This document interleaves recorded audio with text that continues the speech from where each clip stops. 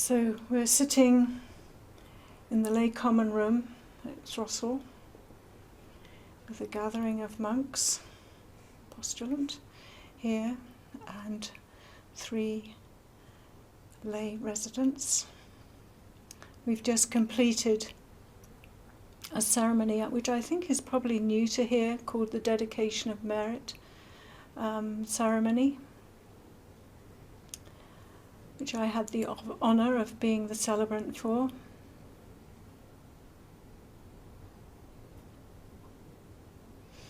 And welcome to all of those of you who are sitting, looking at a screen, looking at this whole setup. For many, the idea of transferring merit, that spiritual merit, for those who are in extremity, who have died, who are suffering, for families, it's actually a real question, and it actually came to me in an email recently. A chap said, "Why do we offer merit for those who are dead? How would they benefit?" And this question has helped me to focus on the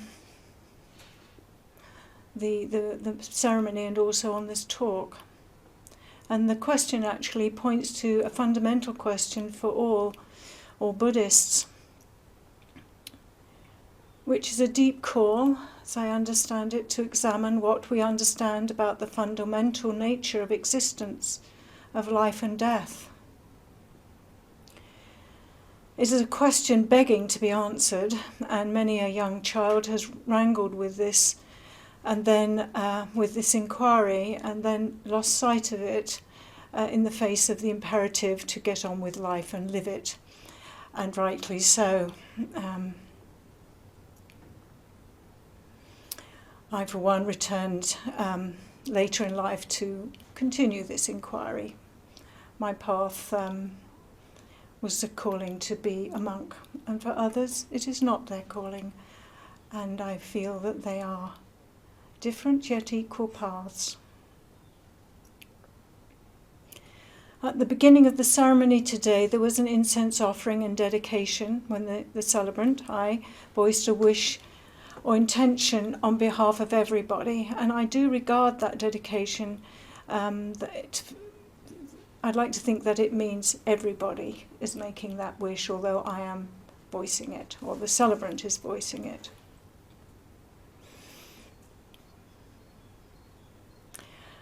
And traditionally, I said the merit of this ceremony is offered wholeheartedly to all those who have died, all those who are dying, and all who will die throughout all time and all space. So that covers it, I would have thought. Includes all those who have lived, are living, and will live, will be born.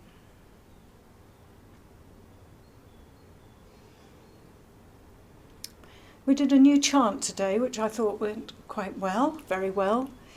It's called Dedication of Merit, and for me that actually stands for the offertory at the end of all ceremonies, although we did have a little short one after the Dedication of Merit chant, and it is for me the most uplifting of our chants. It ends with the word joy.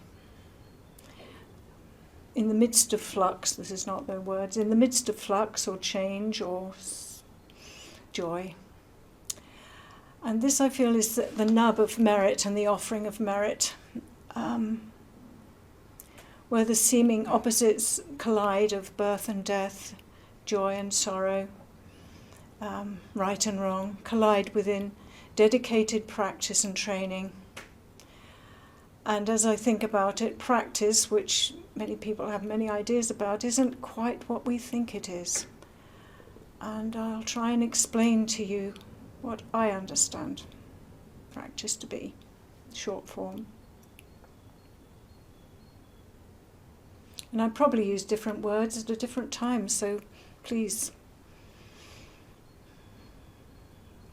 think for yourselves, which I'm sure you do. Practice is directing ourselves to our simple and open hearts unstintingly. That would be the short form. That's within the heart of meditation, both formal sitting, and during the rest of our day, which makes up most of our lives, let's face it.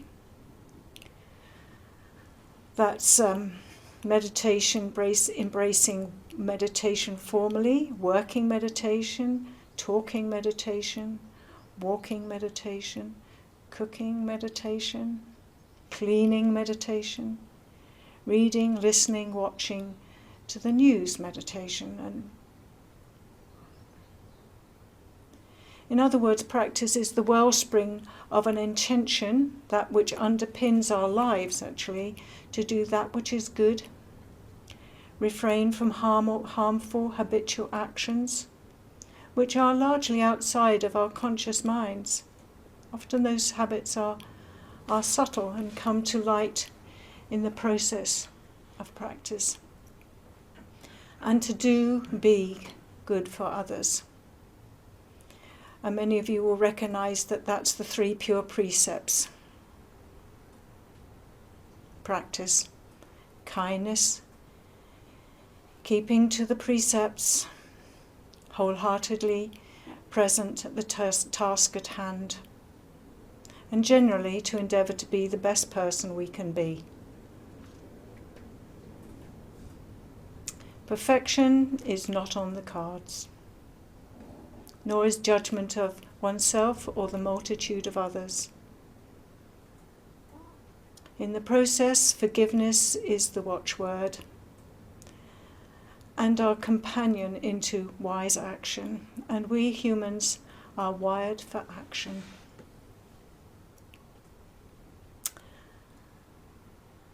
So, is it worth it? Is it worth doing ceremonies like this? Is it worth our efforts to offer the merits of our practice, for example? And I do, yes, there is merit embedded in our sincerity of purpose to train ourselves. Good things come from doing good. So how do we do merit, offering merit? Practically speaking, the ceremony today is an example. And how merit works takes us to the very heart of Buddhism and the Buddha's teaching. In the time of Buddha in India, there was Hinduism, which taught an enduring soul, and the Buddha taught Anatta, which was a divergence really from Hinduism. Anatta meaning no separate, abiding, individual self.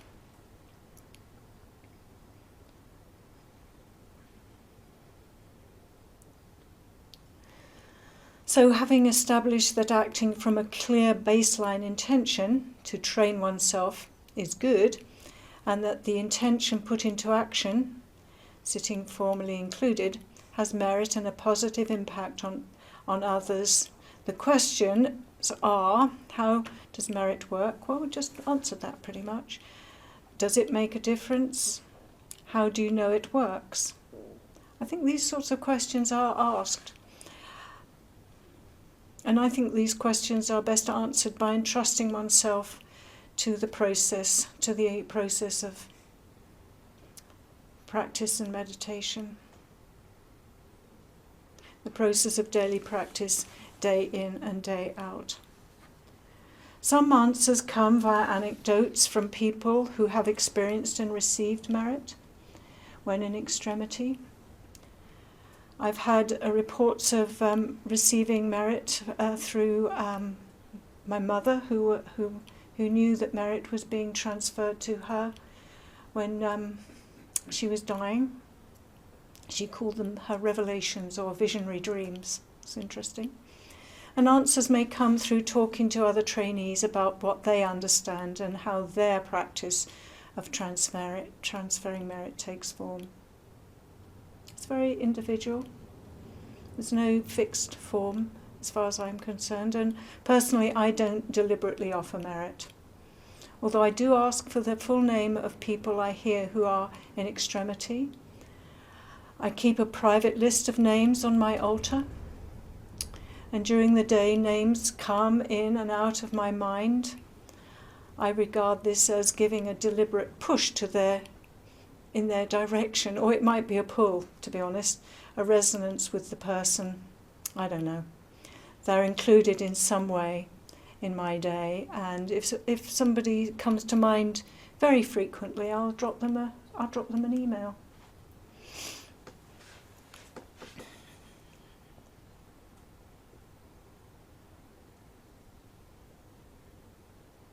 There has been what I regard as a great call of recent weeks for people to join with others online to sit together, and many are engaging with this and benefiting, as several people have reported.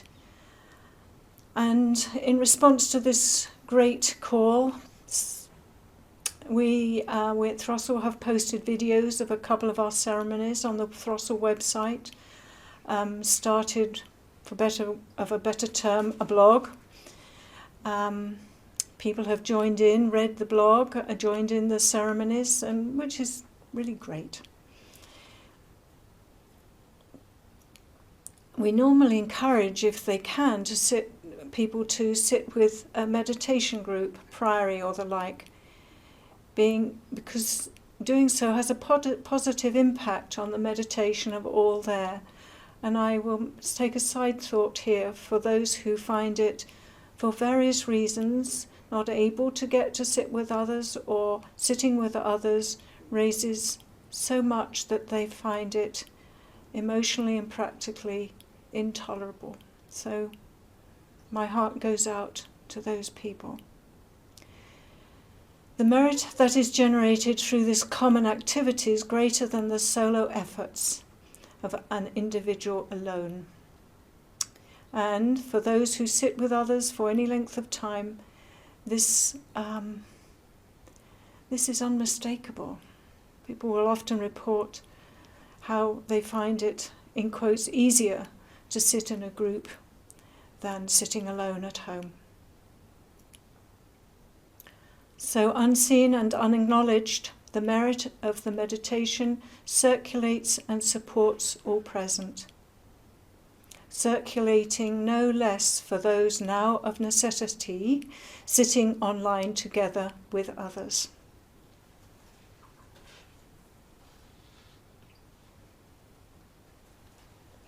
One of the reasons we recommend and ask that people follow the same tradition, our tradition, the serene reflection meditation tradition of practice and sitting, is that there is a common unified baseline intention to just sit. No added add-ons like visualizations, repetitions of a koan or mantra, for example. All fine within the tradition they come from, but that's not our tradition. So sitting together, reciting a scripture together in unison, points to the truth of non-separation, non-division. We talk about reciting scriptures as being with one voice. And to recite a scripture or sing with one voice means you need to be listening to your own voice and everybody else's voice. It is the bane of anybody who's directed a choir to try and encourage people to listen to what's going on around them and mesh in. Sing with one voice. In a way, joining with others in this way alleviates the very real sense of being separate, individual, isolated, different, and fundamentally alone. You could say that a kind of resonance is set up when people practice together in the same place, much like when a bell is struck next to another bell, and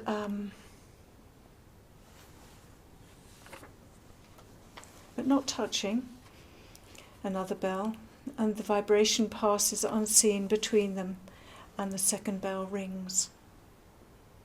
It's an experiment if you happen to have two bells handy. Again, the big cry I mentioned earlier is that yearning of the heart, fundamentally, to share in, connect with, be verified by that deep resonance shared between those with a common purpose. I think that's what draws people to come to a meditation group, to come on retreat at a priory, or visit an individual monk.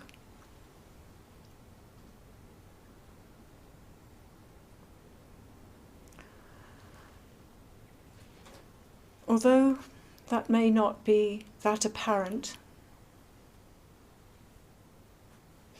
Oh, I've missed my place. So that common purpose, especially when that common purpose is formed in the deepest possible part of our consciousness. Yes, people are joining together to sing and dance and exercise and practice yoga and check in with family and friends. And yes, there is joy and a bond which alleviates the isolation and basic loneliness many will suffer. So those acts are of benefit both for self and others when you join in. And that's how I see it for myself. Because I do and will do check in with my family this evening. That's what's left of it anyway. The big cry, the calling of the heart is, however, of a different order. Although that may not be that apparent, given how the social aspect of connecting to fellow sitters is a reward in itself, for short I'm calling this resonance effect a merit field, which is unseen and unknowable with the ordinary everyday mind, but nonetheless real. This resonance cannot in truth be hindered by physical distance, and clearly confirmed and reinforced currently via online connections.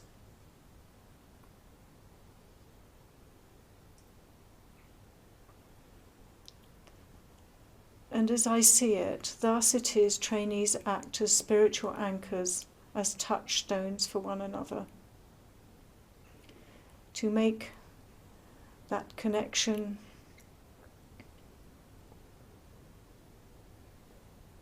I would like to say an emptiness.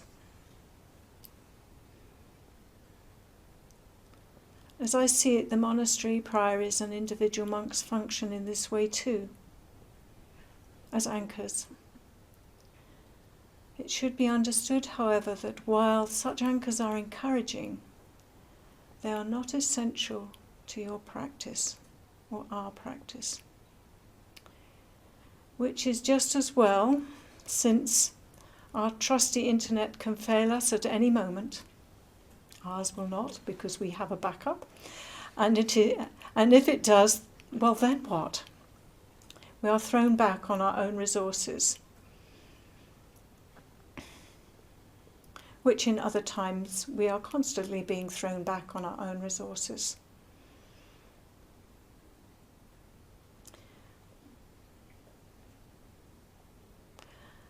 I'm glad and fortunate to be here in the monastery and to walk through my days with others, following the same schedule of activity, including formal meditation and the daily round of ceremonies, and getting on with my responsibilities best I can. However well-intentioned it might be, if you're tempted, it is a mistake to hold up the life of the monastery, of monks' training, as a kind of gold standard. Each of us within the physical setting and form we find ourselves share equally within the life of the trusting heart of practice, and I will repeat, share equally within the life of the trusting heart of practice. We have an equal capacity to practice, to engage fully with what is being asked of us, moment to moment. Indeed, different forms, different lives, same heart, same mind.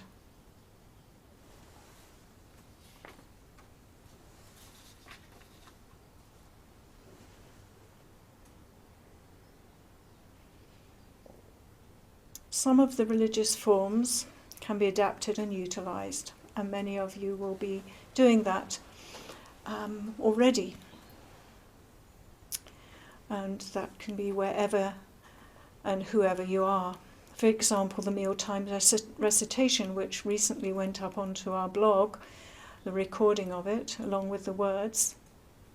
In the formal setting, there is a lengthy recitation during lunchtime.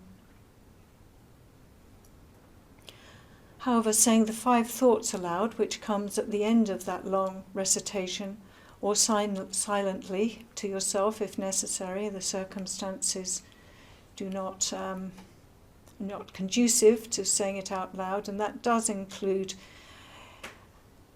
in your non-Buddhist family. Please don't burden them. You can recite it at the start of a meal, or think it at the start of the meal, and end with the blessing verse at the end.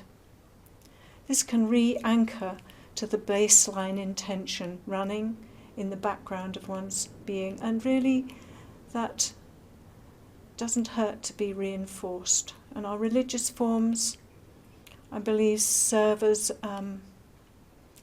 a re-anchoring to that baseline running. Well, in certain settings, in a cafe, for example, I'll just mentally lift my plate of food and think thank you. That's minimum. There are many such ways to re-anchor, and the Sangha Refuge is likely to come up with brilliant and creative ideas. It does. You do. So I've done my best to explain spiritual merit as I've practiced and understood it. So now perhaps you may have a deeper perspective or a wider perspective, a more informed one, and appreciation of the Buddhist teaching that underpins merit. At the risk of being tiresome, I'm risking it, I'll recap. Transfer of merit works simply because good is generated by doing good. That's the teaching of the Three Pure Precepts. The Buddhist truth embedded in Anatta, no separate self, means merit can't help but be generated and circulated freely. Because there's no gaps between what we like to call as ourselves. And it's circulated freely through enlightened action. Like it or not, believe it or not. So there's no individual selves involved in the deepest level of our appreciation of life, actually. While at the same time, and it's very important, that simultaneously our individual lives and expressions are deeply significant. Deeply significant.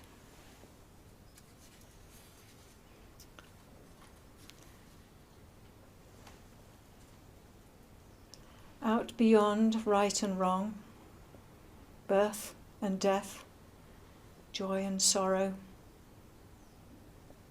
there is a field. I'll meet you there. Thank you for watching and listening.